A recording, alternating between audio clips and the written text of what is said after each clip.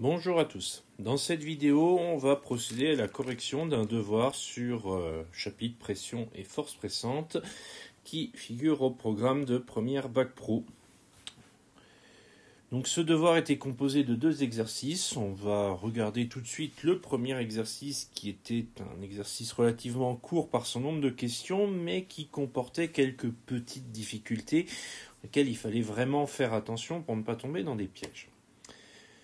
Donc on étudie une voiture, on connaît la pression des pneus, puisqu'elle est donnée avec une petite illustration à côté, qui est en fait une étiquette qui est collée dans le montant d'une portière, généralement la portière conducteur, et qui indique les pressions à avoir sur les pneus pour circuler dans de bonnes conditions de sécurité. Donc la première question, c'était de donner la valeur de la pression pour un usage avec une charge normale, donc non éco. Alors il fallait chercher sur l'étiquette là où on pouvait avoir des pressions. Donc, déjà la valeur ici, celle-là on l'oublie puisque il n'y a pas d'unité de pression, donc c'est certainement pas celle-là. Donc on a toutes ces valeurs-là, il va falloir faire le tri. Alors clairement on peut éliminer les deux dernières là puisque c'est pour des roues de secours, comme l'illustrent les petits dessins ici. Ici, là, on est clairement sur une charge très lourde. Donc, c'est certainement pas non plus ces valeurs-là. Là, c'est vraiment la voiture chargée maximum. 5 personnes avec beaucoup de bagages, ça fait quand même beaucoup. Ici, là, on aurait bien un chargement qu'on pourrait qualifier de normal, 3 personnes, un sac, bon, pourquoi pas. Par contre, il y a marqué éco, donc ça, c'est pas celle-là non plus, puisqu'on précise non éco dans la consigne. Donc du coup, il reste que les dernières qui étaient en première ligne à 230 kPa. Donc on n'oublie pas, pour ce genre de questions, de rédiger. La valeur de la pression pour un usage normal est de 230 kPa. Et on passe tout de suite à la question 2, puisque la question 1 ne devait pas poser de problème, puisqu'on était vraiment sur de la recherche d'informations dans un document. Question 2, elle a été un petit peu plus dure, puisqu'on parlait de charge à vide de la voiture, 1247 kg, on compte 2 passagers, 75 kg chacun, et on demande de calculer le poids total de la voiture. Alors dans cette question-là, il y avait un petit piège, puisqu'on demandait le poids total de la voiture, et on ne demandait pas la masse totale de la voiture. Et je rappelle, notion vue en seconde, que en physique, le poids et la masse, c'est pas la même chose. La masse, c'est en kilogrammes et le poids, c'est en newtons. Mais ça dit, elles sont liées. On se rappelle une formule, P est égal à M fois G. Donc P, le poids, M, la masse, et G, valeur qui est donnée. Donc là, du coup, il va quand même falloir calculer la masse totale en premier lieu. 1247 kg plus le poids de chacun des passagers, il y en a 2 à 75 kg chacun. On a donc fort logiquement la masse totale qui vaudra 1397 kg après avoir effectué la petite somme. Et pour calculer le poids, que j'ai appelé PT pour poids total, on aura la masse totale fois G, donc 1397 fois 9,8, ce qui nous donnera 13 190,6 newtons. Donc, là, en faisant comme ça, on arrive bien à avoir le poids total. Il resterait juste une petite phrase à écrire. Le poids total est de 13 190,6 newtons. Ensuite, la question 3, on nous dit le poids de la voiture correspond à la force pressante sur les pneus. On considère qu'il est bien réparti entre les 4 pneus et calculé au centimètre carré près la surface de contact de l'ensemble des pneus. Alors là, a été assez compliqué parce que sur quoi il repose, on ne sait pas. Par contre, on sait qu'on a cette formule-là, P est égal à F sur S. Alors, là, faire attention. On passe du poids qu'on appelle P, en mécanique, à une formule de pression, où P, c'est la pression. C'est pour ça que j'ai pris le soin d'appeler mon poids PT pour bien faire la différence entre les deux. Parce que là, la formule générale, P égale F sur S, P, c'est la pression, F, c'est la force, le poids étant une force mon PT, mon 13190,6, ça sera F. Et S, c'est la surface que l'on cherche.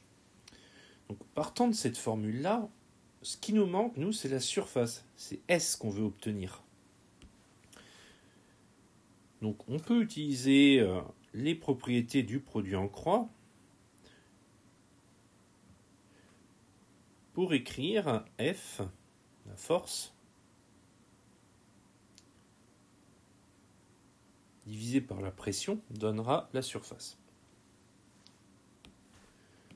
Donc, à partir de ça, on va pouvoir faire quelque chose, puisque F, on l'a, P, on l'a. F correspond à la force exercée par la masse, par la voiture, donc 13 190,6 Newton, tout simplement le poids. Et P, la pression qu'on a relevée sur l'étiquette et qu'on a notée ici, 230 kPa.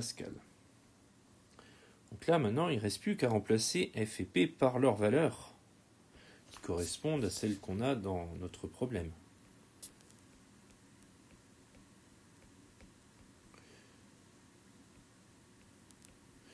Alors attention, 230 kPa, la pression, on la met en pascal.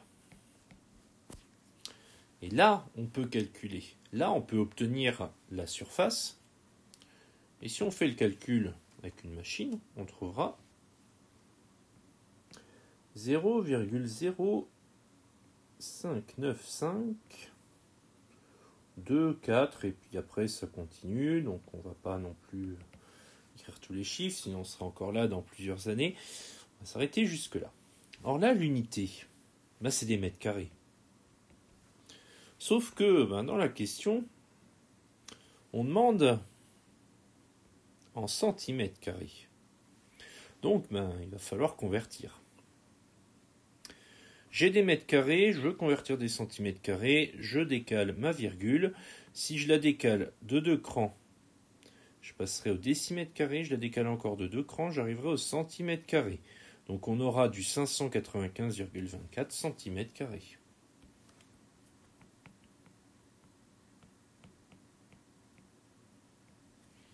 Et là, on a répondu à la question. Il ne reste plus qu'à faire une phrase réponse. La surface de contact de l'ensemble des pneus est de 595,24 cm².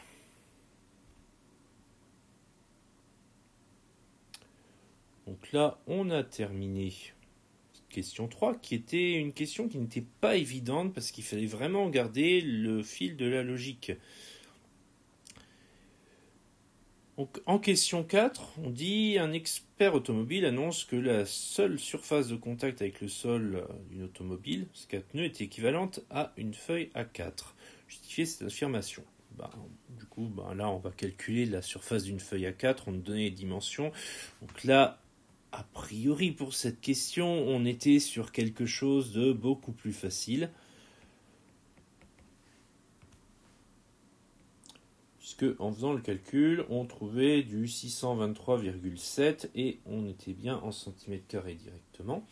Puisque 21, 29,7, ce sont les valeurs en centimètres de la dimension de la feuille A4. Donc justifier cette affirmation, là oui, on est bien sur quelque chose d'équivalent, 595,24, c'est proche de 623,7. Il ne reste plus qu'à le rédiger avec une phrase. Donc oui, l'affirmation est exacte, car 595,24 cm² est une valeur proche de 623,7 cm². Alors pour cette question, autant la conclusion ne pouvait être faite qu'en ayant fait toutes les questions précédentes, autant le calcul de la surface d'une feuille A4 était faisable par n'importe qui. Donc, genre de questions, même si vous n'avez pas fait les questions précédentes, vous avez quand même moyen de répondre quelques petites choses. Donc il ne faut pas le négliger, puisque ça peut montrer que vous avez simplement compris la logique du problème. Et donc vous rapportez un peu de points.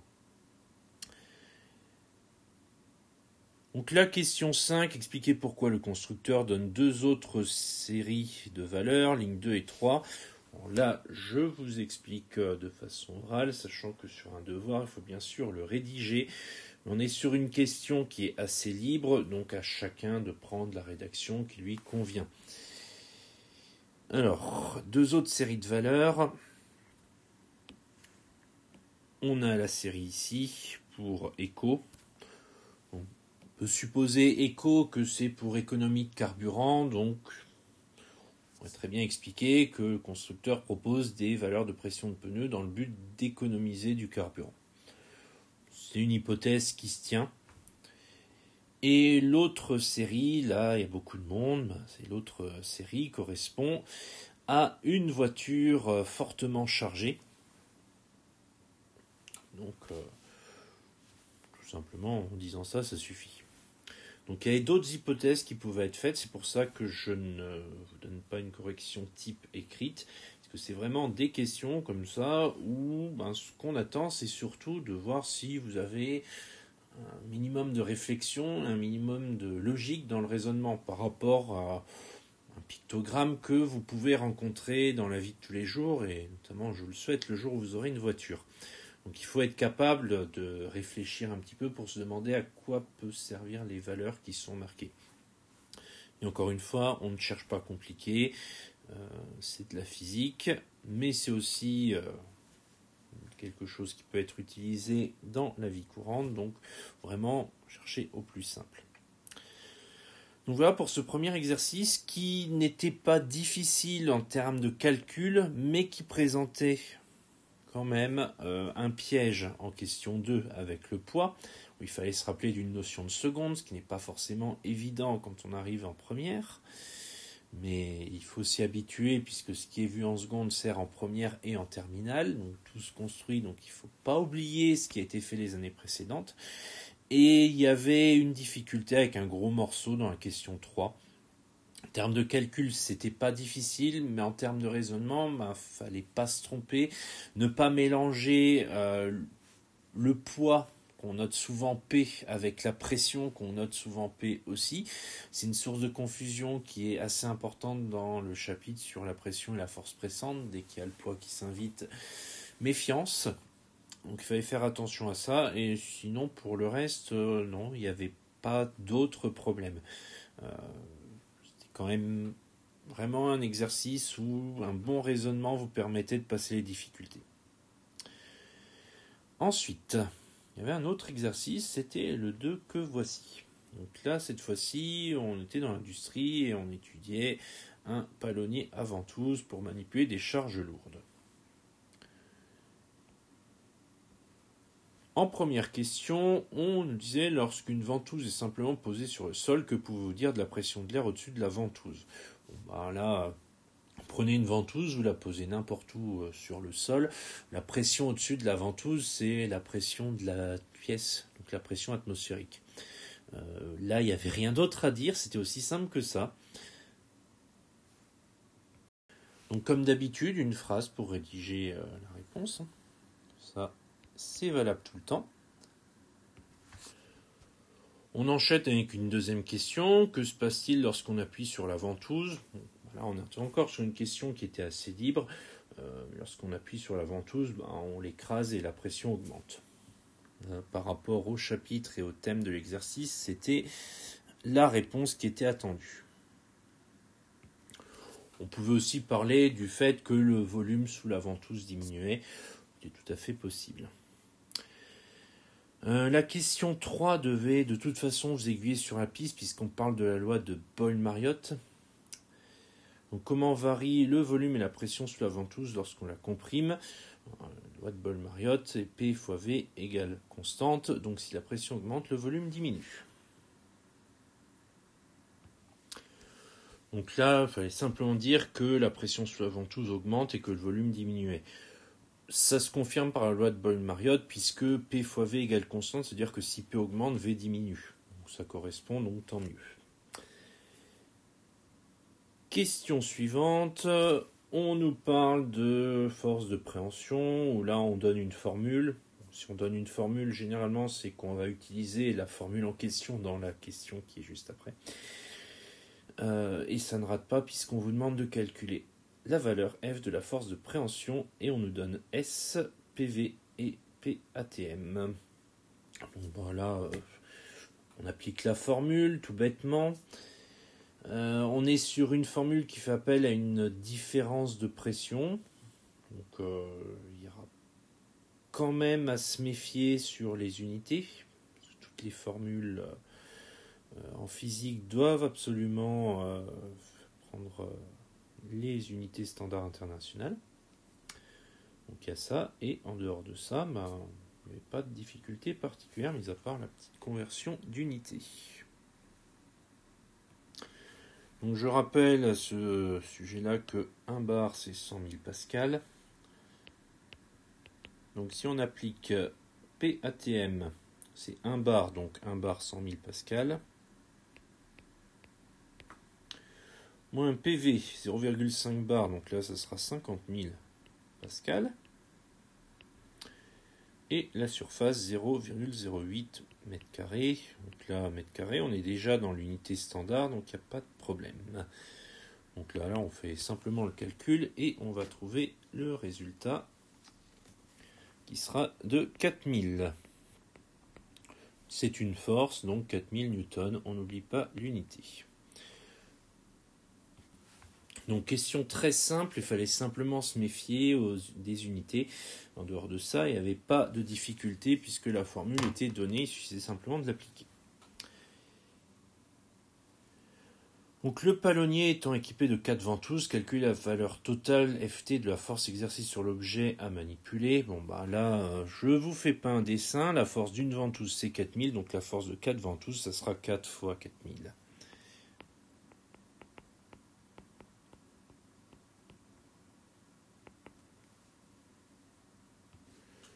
Et donc Ft vaudra 16 000 newtons. Et comme toujours, la phrase qui permet de présenter votre résultat. Donc ensuite, encore une question très facile. Cette valeur Ft équivaut à une masse à soulever de M est égale à Ft sur 10. Donc calculez M. Donc Ft c'est 16 000 divisé par 10. C'est un calcul qui n'est pas bien compliqué à faire et qui nous donnera 1600 et c'est une masse, donc c'est des kilogrammes.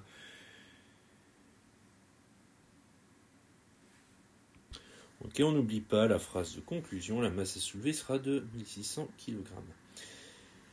Donc question 7, le panneau de 1200 kg pourra-t-il être soulevé en toute sécurité? Là, si on arrive jusque-là avec les bonnes réponses, on peut très facilement en conclure que oui. Donc oui, le panneau de 1200 kg pourra être soulevé car 1200 est plus petit que 1600. Pour la dernière question, expliquez en quelques lignes le fonctionnement d'un palonnier à ventouse. Alors là encore, c'est une question de rédaction. Je ne vais pas proposer un corrigé type écrit, par contre, donner les éléments qu'il fallait clairement dire. Donc déjà le fonctionnement, il fallait parler du fait que le palonnier à ventouse, il fonctionnait par principe de la pression et que c'est la diminution de volume dans la ventouse qui augmentait la pression et qui permettait du coup d'agripper un objet. Et le palonnier à ventouse, il y a 4 ventouses, c'est ce qui est indiqué dans le texte, donc du coup c'est multiplié par 4 pour avoir une force suffisante pour maintenir un objet. Non seulement le fait d'avoir 4 ventouses, non seulement ça augmente la force, mais en plus ça donne plus de stabilité et ça permet d'avoir le centre de gravité à un endroit où il n'y a pas de ventouse. Ce qui est quand même très avantageux pour la tenue. Donc là, quelques lignes, il fallait surtout parler de l'histoire de pression au niveau des ventouses qui permettait d'agripper un objet et de le porter plus facilement. Et là, en l'occurrence, manutention de charges lourdes, oui, surtout ça, c'est un appareil qui peut être utilisé pour soulever des charges qui n'ont pas forcément de prise évidente. Donc on utilise un palonnier à ventouse, c'est facile à poser. Voilà. La seule condition pour le poser, c'est qu'il faut qu'il y ait une surface plane. Donc ça, il fallait le dire. Bon, c'est une question comme ça, peu importe ce que vous racontez dedans, à partir du moment où vous donnez des éléments concrets et utiles qui sont en lien avec la physique, c'est des questions qui peuvent rapporter des points assez facilement. Donc pour cet exercice 2, on en a terminé. Je dirais simplement, l'exercice là était plus facile que le premier, parce qu'il y avait beaucoup moins de pièges. Il y avait beaucoup de questions qui ne demandaient pas ou peu de calculs. Il n'y a guère que la question 4 où il y avait une difficulté parce qu'il fallait penser à convertir les bars en Pascal. On toujours utiliser les unités standards, hein, ça c'est une règle absolue en physique. Si vous n'y avez pas pensé, vous avez quand même fait le calcul, ça n'empêchait pas de poursuivre l'exercice, même si du coup les résultats trouvés ne correspondaient pas à la réalité. En tout cas, il n'y avait pas de grosses difficultés sur cet exercice. Il y avait beaucoup d'éléments qui étaient tirés directement des points à retenir de première sur ce chapitre.